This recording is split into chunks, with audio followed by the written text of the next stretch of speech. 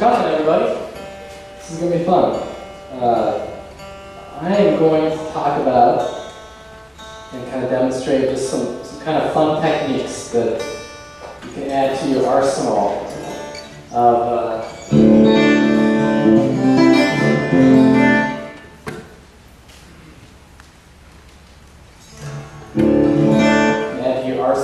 guitar tricks.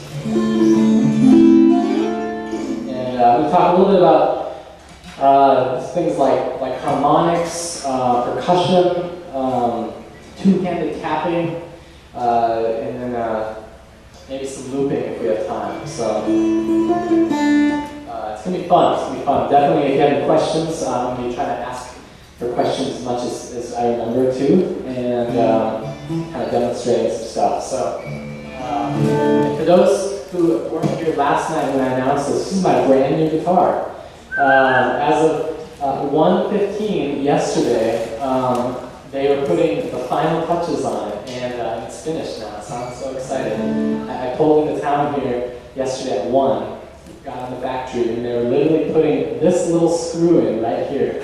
Yeah, and then putting a little strap button here, and then putting the strings on it, and handed it to me, and I ran out the door to do a sound check for last night. So yeah, question? Yeah, I was in the factory yesterday with the technician when you called. Really? Yeah, nice. Well, it's right here. And you just working your guitar, so.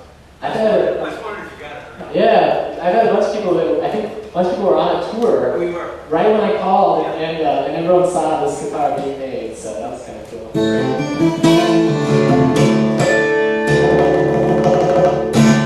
If you have any questions about the gear I use, anything like that, definitely let me know as well.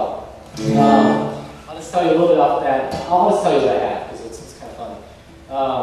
I have a dual source system. I have a little Baggs dual source preamp in here, which powers the Baggs element pickup here, which tends to get the really kind of good bass response. And then I have a little microphone inside, and this guitar has the kind of installed Baggs microphone in it, and I think what I typically have done with my other guitars is I put in a little nicer, a little Audio-Technica microphone inside, which picks up that kind of stuff, and picks up my voice.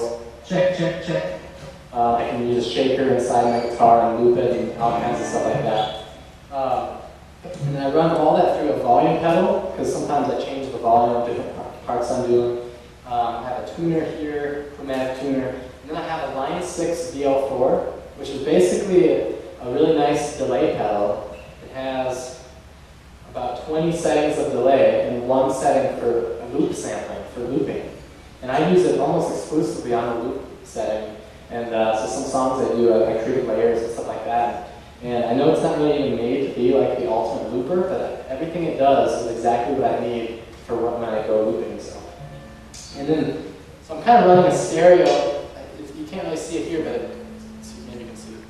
See how this splits into two channels down here? Can you see that? Sort of?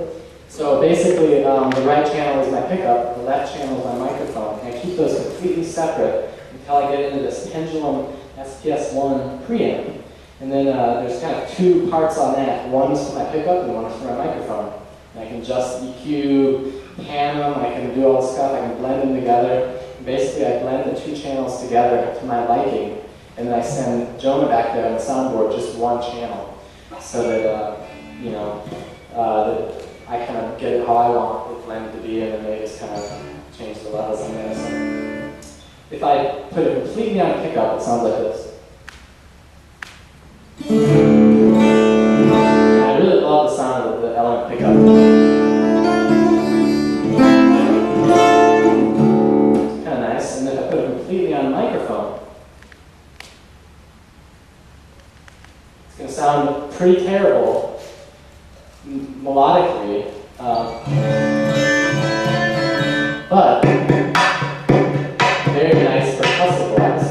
So I don't really use the microphone much for tone of my playing, but more for kind of the percussive factor. So when I blend them both together, it sounds like this.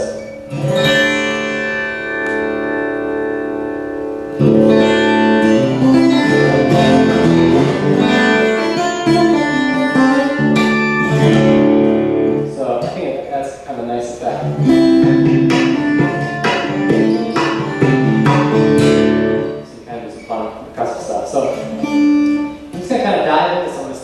questions just off the bat?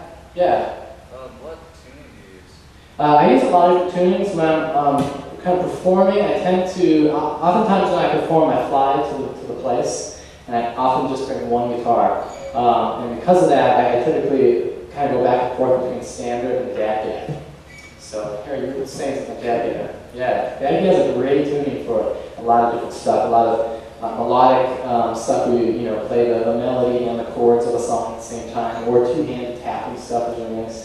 So this guitar is in Dad, and this other breed love, this is my older breed love, is in standard. So it's nice when I have two guitars because then I can just swap them on stage, and I basically have the same exact pickup system in both.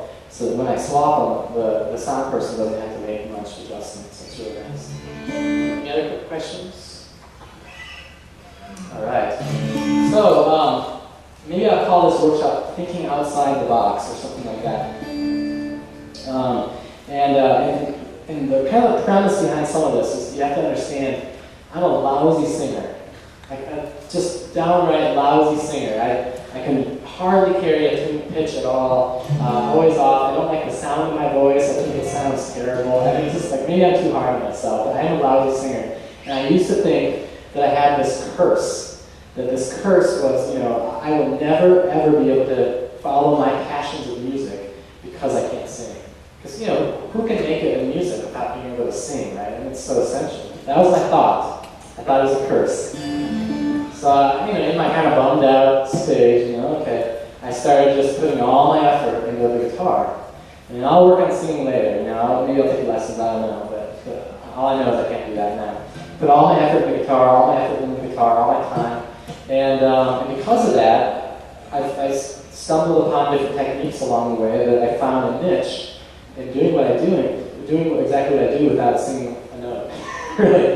So it's kind of nice. Letting the guitar kind of sing and express what I would try to express with my voice on its own. So in other words, what I considered a curse, I think was really a blessing in disguise. So let's start with just a little bit of percussive stuff, because I love percussion. I can play a little bit of percussion and stuff like that. And when you translate that to guitar, there's so many different kind of tones on the guitar. You have like a kind of a low, almost like a kick drum.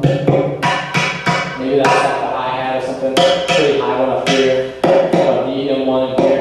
And if you hit the strings like that, it creates a snare drum effect, right? And so when you kind of put it all together, you can do kind of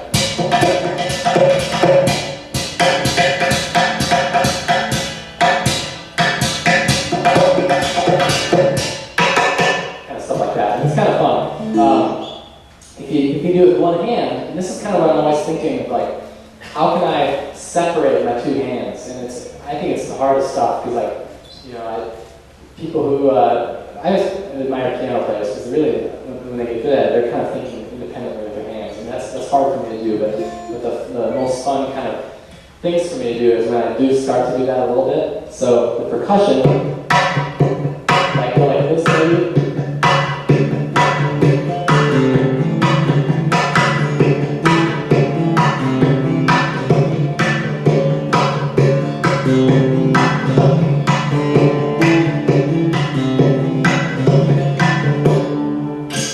Separate that out and do like maybe a bass line with one hand and a drum part with the other. And I think it's fun. So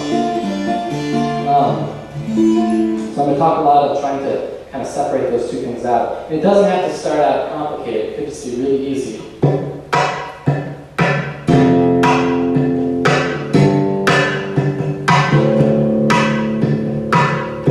That's kind of what I just started doing like back in the day. Just kind of like creating this kind of a cool maybe a groove with one hand, something like that. And just, I don't know.